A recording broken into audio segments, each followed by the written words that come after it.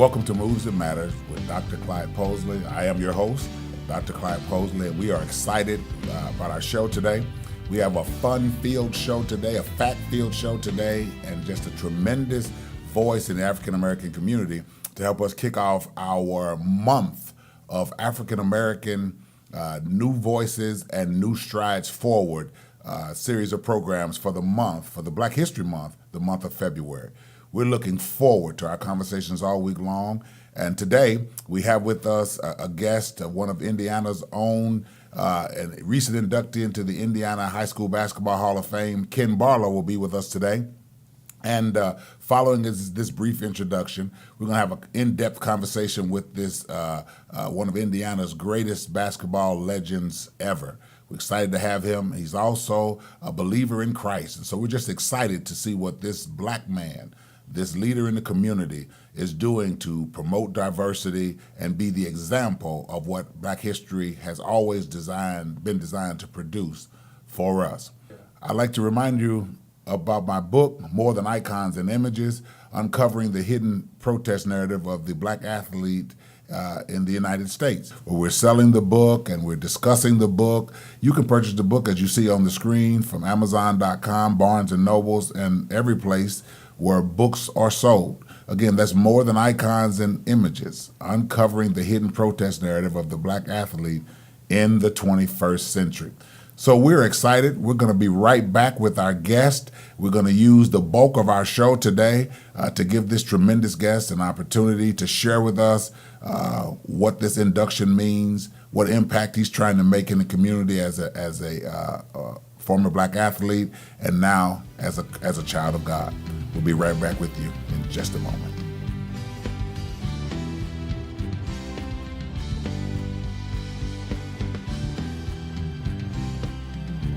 Hello, and we're back. I'm Dr. Clyde Posley. This is Moves That Matters, and we are back. And I'm glad to have with us our guest, Brother Ken Barlow. Dr. Posley. Ken Barlow, we are glad to have him with us today. He is a recent inductee into the Indiana High School Basketball Hall of Fame, a prestigious honor anywhere in the country, but especially here in Indiana.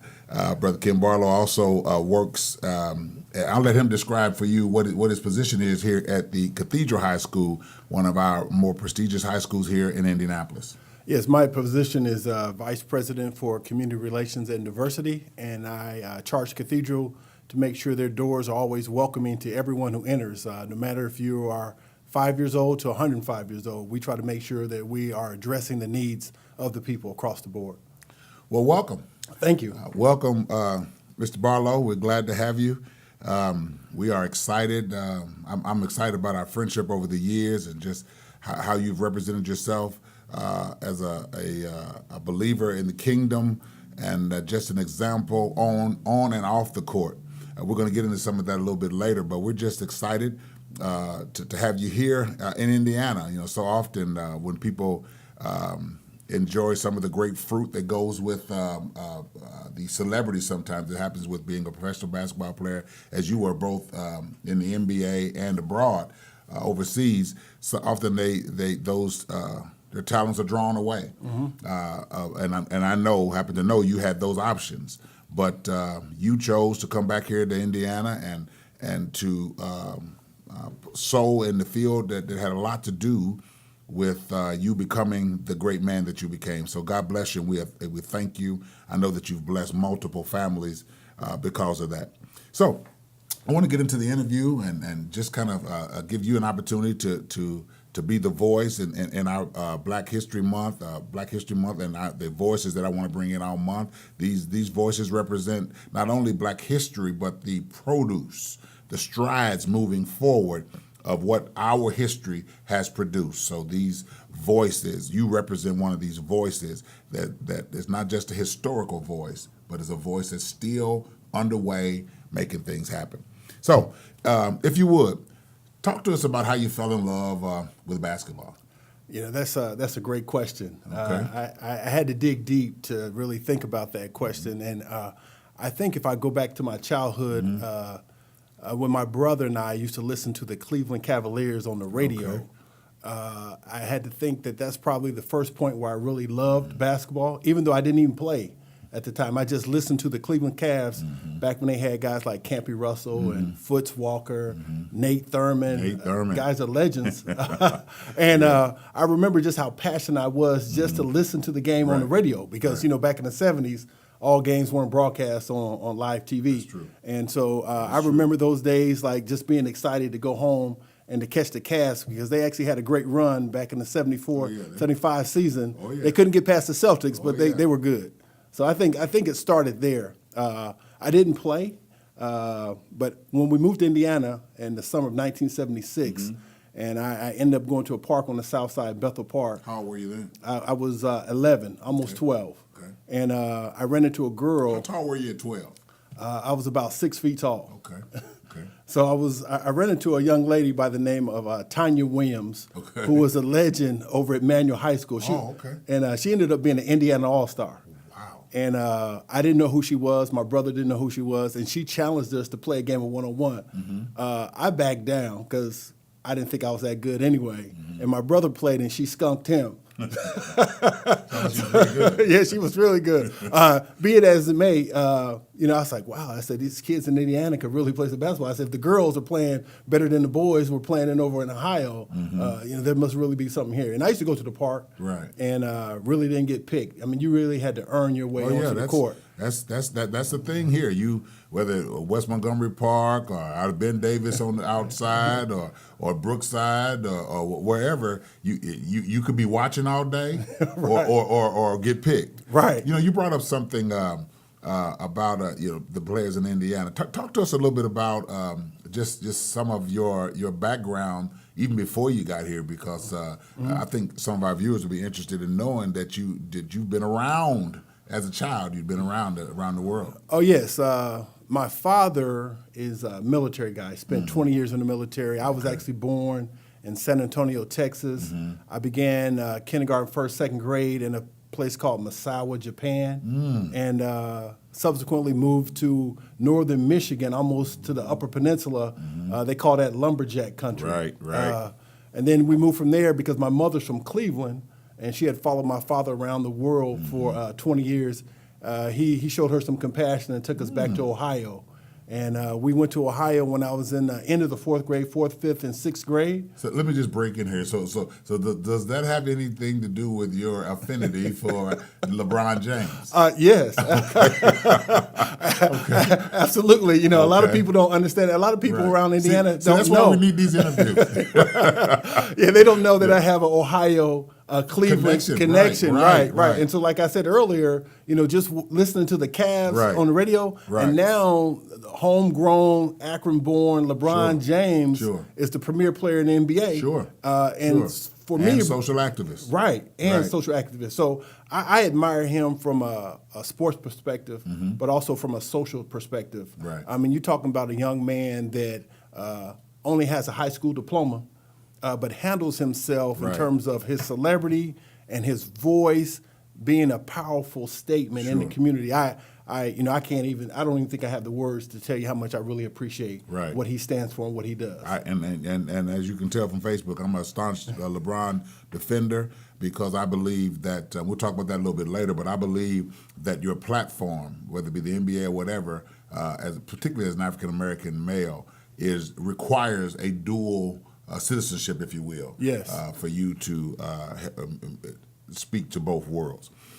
If you don't mind, Ken, take a moment. You know, this would normally be our theological spot. In that spot in the broadcast, I would open the Word of God and kind of just share from the Word of God the little bit I know, some of my convictions. I'd like you to take a couple of moments just to share with us about your faith, how you came to believe as you do, and what being a man of faith means to you in this current political climate and current U.S. state. My faith is critical. I think you can relate to that being critical, having a foundation to stand on, to not cower down in the face of adversity. I think it all stemmed from really my family. and growing up in that. I remember being in Japan and not being able to go to church, and my mother having Bible study in the house. Wow. As a 4, 5, 6-year-old. Right. And my mother took the time to bring us together to tell us what thus saith the Lord. Right. That's powerful. And so I got that at an early age, and I was fortunate to have both my grandfathers were pastors. So I had that, and then I had my uncles and relatives. So I come from a family of people of faith. Train up a child, absolutely, absolutely. And they believed in that. Train them up, They believed that kids were foolish, but the rod of correction would drive us, in the right direction, and through the Word of God. So, I had a great foundation. I had great people of God around me. I mentioned my mother, but my grandfather, my other grandfather, my uncles, who held us accountable. I remember being a 4th, 5th, 6th grader being in church all day. I remember Bible studies and choir rehearsals, and I couldn't sing, but they said we have to sing a joyful noise unto the Lord. Right. So that's just what we did. I mean, I remember moving to Indianapolis and living right across the street from Bethany Baptist Church. That's awesome. That brings to mind this question. And working with youth, as you do, as you're known to do here in the greater Indianapolis area, how do you share your faith? And I know Cathedral has a religious base to it, right? But how do you share your faith with young men and young women, whether African American or not, right? In a world that often seems to frown on public expression of intimacy with Christ? Well, the fortunate thing for me is I am in an environment every day that does not shun faith. The great thing for me as well, being a Baptist minister, is that I can share with students every day who are not Catholic my Baptist faith. Right. I had a young lady come to me just yesterday and told me at 17 she just accepted Christ. Wow. And we just celebrated. That is awesome.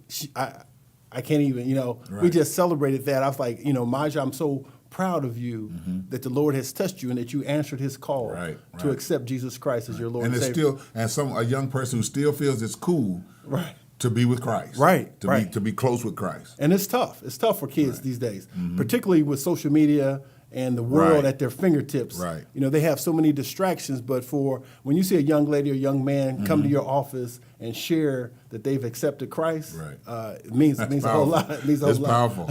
That's powerful. The kingdom of God is wherever faith is. Yes. Wherever the faith in Jesus Christ resides, kingdom of God is there. That's that, and even on Facebook, even on Facebook, on Twitter, even on Instagram. That is fantastic. Man, it's just so much for us to discuss here. But so your faith, as a Baptist minister, talk to us a little bit about what it's like to be a former world-class athlete and now a preacher. Well, now I used to, God took me in a lot of great places, and I have to acknowledge Him even through basketball. And I think you mentioned earlier just about having a platform, and I know some places along the road, my journey, I probably dropped the ball and didn't use the platform the Lord had given me. As we all have. Right. To really profess, Christ as Lord and Savior. But anyway, that being said, I came to the realization that that's what the Lord wanted me to do. Right. And so now I still have a platform that's right. To speak, and people still look to me and they watch me. And I want to not only be an example from the pulpit, but also in my daily walk and how I'm speaking to people. And how I address them and how I express kindness to them, even in the face of difficulties. Right. That's important. I came back to my community back in the 90s, still playing basketball, just to try to help empower the community where our Indy Parks was closing at the time, and so we were trying to subsidize kids to be able to go to summer camps. Just to give them an opportunity where I didn't necessarily believe we needed more police officers on the street.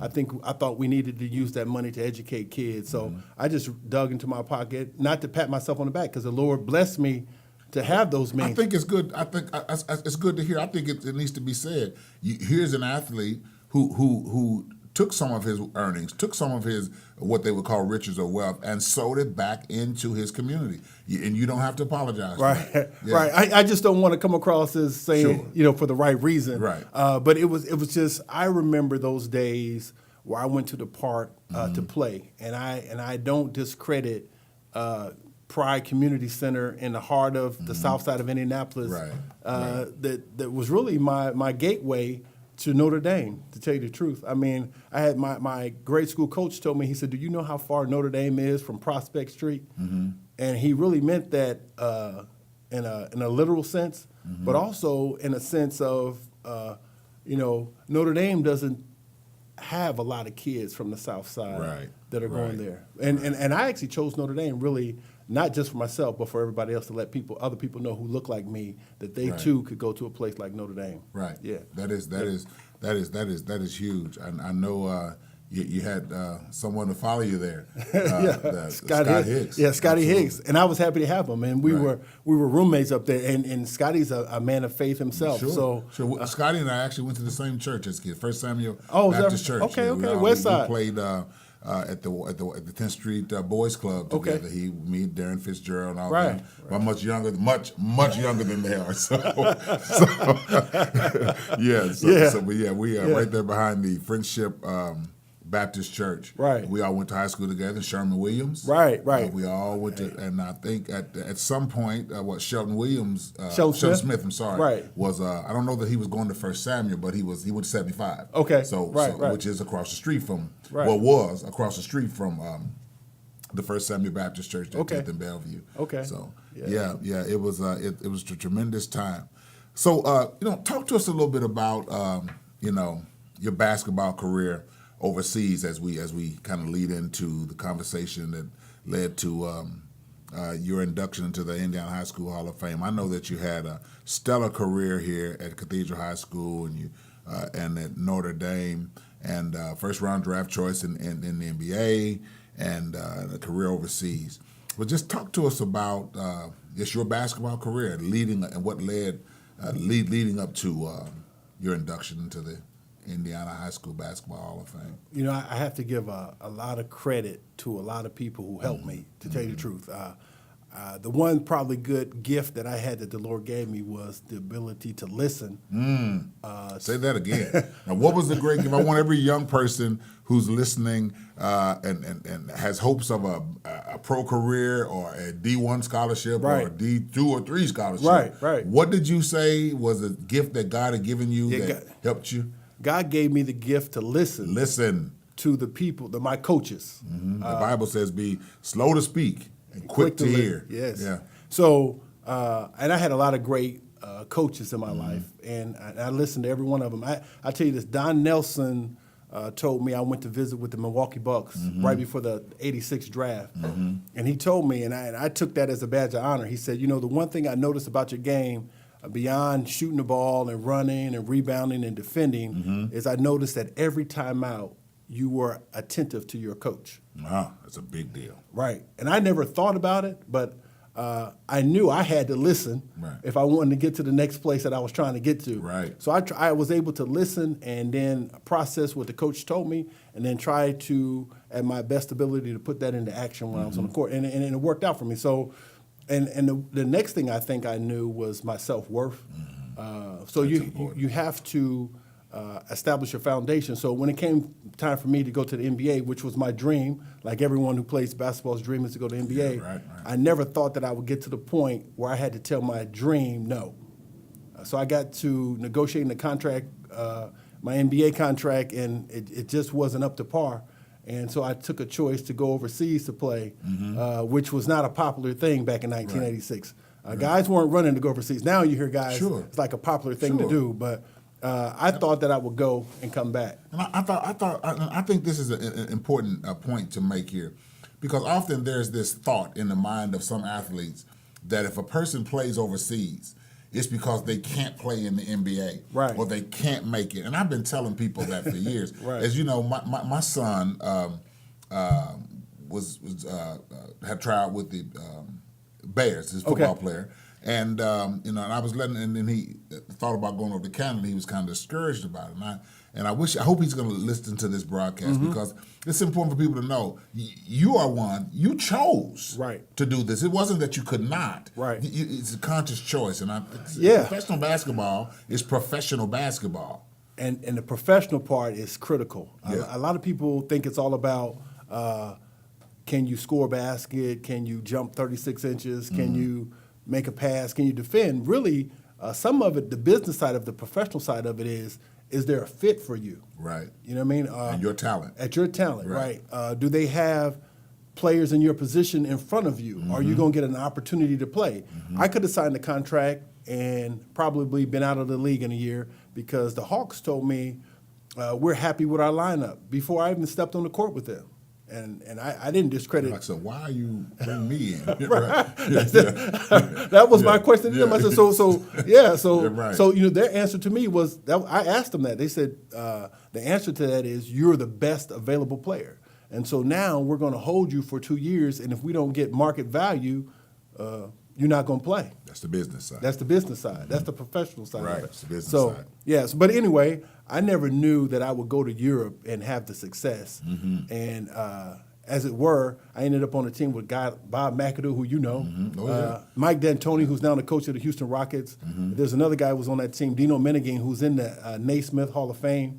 And then you're playing against people like Oscar Schmidt, who's in the Hall of Fame, a guy named Nick Gallis, who's in the Hall of Fame, and then guys like Daryl Dawkins and Artis Gilmore show up, Reggie Theus, Michael Ray Richardson. So I called my brother. I said, "Hey man," I said, "I ain't in the NBA." I said, "But I'm playing against all." The NBA is here. The NBA is here. Right. So they were there, and then Bob McAdoo probably was the greatest basketball mentor I ever had. I've heard that about him. He held some records at Vincennes. Right. A few people know about that. So he had some Indiana roots. Yeah. There's some guys right here in the city. Oscar Evans from Shortridge High School back in the late '60s, who he's a good friend of Bob McAdoo's. It's just a small world because McAdoo played at Vincennes before he went to North Carolina. That's right. And his friendships are still right here in Hoosier land with guys like Oscar Evans, who was a great player in Shortridge when they made a run in the late '60s. But that being said, I went to Europe and played with McAdoo and D'Antoni. You don't have to be so modest. Tell them how many titles you won there in Europe. It's okay. Hey, listen, it was a great run. Yeah. I think my first 9 years I won every year. I played 16. I ended up winning 12 titles. Probably should have won 15, tell you the truth. But that's maybe my pride speaking a little bit. That's a great accomplishment. But you're a winner. You're a winner. That's a great. You are a champion. Yeah. And people need to know that. One of the reasons I wanted you on this show was not just because of your induction into the Indiana High School Basketball Hall of Fame, but I wanted people to know a little bit more about the holistic man. Right. The humility that you have, that you're a champion. Yeah. You're not just a guy who likes basketball and talks basketball, but you are a champion. It means something to do the grind and the process to win championships and then back-to-back championships and all of that. Right. And these are things you don't talk about to most people. I happen to know that. Right. But I happen to know about these championships. And so, some of my younger audience needs to hear we have a champion. There's a reason these guys in the Indiana High School Basketball Hall of Fame. Right. Not just playing basketball, but it's tenacity and how to win. Right. And I think one thing I like to share with your viewers is having the right people around you, having the right teammates, having the right friendships. I mean, I played with a lot of great guys, but they weren't just great basketball players. I really mean like Bob McAdoo is a great man. He doesn't have any vices like hanging out and drinking and cursing and doing bad things. So when I see a guy 35 years old who comes to work every day to win every scrimmage and to challenge me to put out every day, it meant a lot to me. Or if I played a guy like Miles Simon, who was the Final Four MVP in '97 right here in Indianapolis for Arizona, and you playing with a guy of that caliber, straight-laced guy, does things the right way, appreciates his teammates, celebrates you when you're doing well. Right. Or Kevin Pritchard, who's the GM for the Pacers right now, the president of the Pacers. I played with him a year in Italy. Great guy. I mean, those are great men, great foundation, committed to be helpful. Both on and off the court. On and off the court is what I'm saying. You're right. That brings me to what is becoming a more increasingly hot topic today relative to the character of men and relative to being athletes. As you know, I wrote a book about it, More Than Icons and Images. Right. And in the book, what I discuss is that the Black American athlete has responsibilities that are historic, that have been laid upon them. Let's talk a little bit about what you see, how you see the responsibilities of being a Black male athlete or female athlete for that business. Right. What is there a role in your mind for the Black athlete in the social justice issues, oppression, racism, subjugation in America today? And if so, what is that role? I think that role is to be a voice. There's also a role to be an activist, to not only talk the talk, but to walk it. I think what bigger platform do you have than the entertainment platform? I mean, you have eyes on you, millions of eyes on you, global. Right. And so not very many places in society do people have a platform as big as athletics. And so as a Black male who, and we all know that Black males don't have platforms in the medical field Not as frequently as we need. I mean, they're there, right. but they're not as visible. Right. Or even entrepreneurs. We have entrepreneurs, but they don't really have a platform. We don't hear about the Robert Johnsons. We see Oprah Winfrey as a Black female, but it's hard to really point to a Black male. Sure. Right? But in athletics, Scarce. right. In athletics, we have the biggest platform to have the biggest voice to reach the most people. Ken, why do you think some of our African American males shy away from this reality they often were raised in, the poverty? Like many of them were raised in poverty, Right. Oppression, in drug-ridden environments, and they use sports to get out. And they saw racism on their way out and see it at where they are now. Why do you think some of them are quiet about it? Is it that they're afraid of losing the footing they have? Could be. I can't speak for everybody else. Because I know, like Abdul Rauf, he spoke out, was banished. Right. Kurt Flood years ago. Kurt Flood spoke out. Was Craig Hodges. Craig Hodges from the Bulls. Right. Spoke out, banished. Right. Do you think fear gets in the way of some of these athletes speaking out? Whether it's football, basketball, everybody's not Tommy Smith or John Carlos, but Right. what do you think? Yeah, I think so. I think that's true historically, even without sports. You know, we're going to make an example of this one to intimidate the rest in the group. You know, sometimes you have to take a stand. I read on the internet one time that someone said that I was blackballed myself for taking a stand against the NBA because I had a great agent at the time, and he had me to collaborate with Junior Bridgman, David Robinson, Armand Gillum, Jose Ortiz, Rory Sparrow. We were challenging the it's not headlines, but we challenged the NBA draft. Wow. Back in 1987 as not going along with the collective bargaining agreement. So we thought that the draft should be completely banished.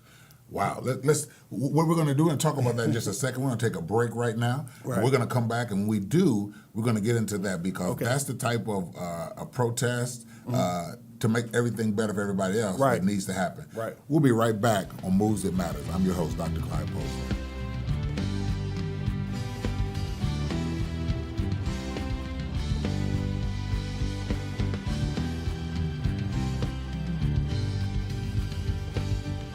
I'm back. I'm your host, Dr. Clyde Posley, on the Moves That Matters show, and we have our guest with us, Ken Barlow. We've had a exciting conversation.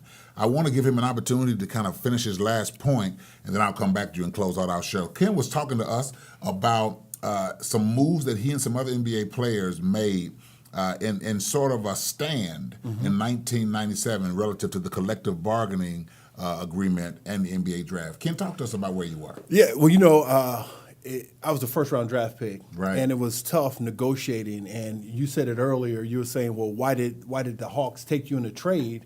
And that was my question as well. Knowing that they didn't have intent to make a roster move. Right. Right. So anyway, a great agent I had, a guy by the name of Larry Flasher, came to me and said, I got some other guys who have some questions about the draft. What is your thought? So I told him, I said, listen, I think the draft is wrong. I think that I should be able to market my talent just like anybody else markets their talent out of and college. as they do today. Right. So Yeah. I thought, coming out of college, just let me be a free agent and let me talk to whatever team I need to talk to. Right. I don't need to be drafted because if I can play, my talent's going to speak for itself. Right. So anyway, we That's right. sued the NBA, and ultimately what happened in 1987, there were 7 rounds, and they moved the draft down to 2. So what you see now is really a result of what happened behind the scenes in the courthouse. Say that again. That is a social justice protest moment that got some quick results. Right. And so there were 7 rounds in Right. the NBA draft. There were 7. And you Once we won the case, in they did 1987. they did not dissolve the draft, but we counted it as a win because they moved it back to 2 rounds. Right. And so then- those other guys would get maybe the freedom that you guys were looking for. Right. So guys could get more freedom, but then along with that, they started sliding guys in on salary. So a team, when I got drafted in '86, negotiating, they could offer you $1 if they wanted to. Well, the league minimum was $75,000. So they could offer you the league minimum if you was the first pick in the draft. Legally, they could say we're going to offer you $75,000. Right. But what we did, what we felt like we won was now they prorated each position. So from the first pick to the 30th pick, guys were getting market value for first-round draft picks. So we counted that as a win as well. And you were a part of the litigation Yes. that led to that change in 1986. Ken Barlow. Yes. Name some other guys that were on there. You said Rory Sparrow. Roy Sparrow was on there. David Robinson was on there. Junior Bridgman was in that suit. Armand Gillum, the late Armand Gillum, was there. Right. Jose Ortiz was on that suit. And maybe 1 or 2 more. I can't Right. remember off the top of my head. I mean, that kind of makes you kind of like a Tommy Smith, John I don't know about Carlos that. kind of guy, man. I don't know about that. That's big, man. That's Yeah. big. That's something that some people need to know about. Yeah. That you worked as an African American black male athlete and fought the big giant of the NBA and got some results. Yes, And got some results. The results, yes, they That's weren't right. they weren't exactly what I wanted, but I think there was progress. So Right. so now players are getting fair market value as first-round draft picks, and other players are able to market their talents around the league as they see fit. I think some people need to know more about that. And we're going to talk more about it in our next show, in part 2 of this show, which we will do next week. Okay. Listen, I want to thank you for being here today. Look forward to you being back next week. Yes, sir. You're a fantastic host. I want to tell our viewing audience, we're excited to have had you with us here today.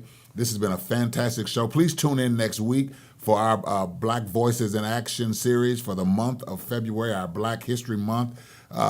New voices moving forward, actually having black voices that are actually moving and creating their own black history right now. We look forward to having you next week. Tuesday, 7:30, Brother Barlow is going to be back with us, and we're going to be moving forward, having some more deep discussions. Next week, he's going to talk a little bit about what parents need to know so that they can be informing their children, their teenagers, about what needs to be on their mind as black athletes, but as Christians. We look forward to having you. I'm Dr. Clyde Posley, your host of Move That Matters. Keep in mind this thought. You live life making moves every day. Make your moves that matter. Kingdom style. God bless you, and I'll see you next week.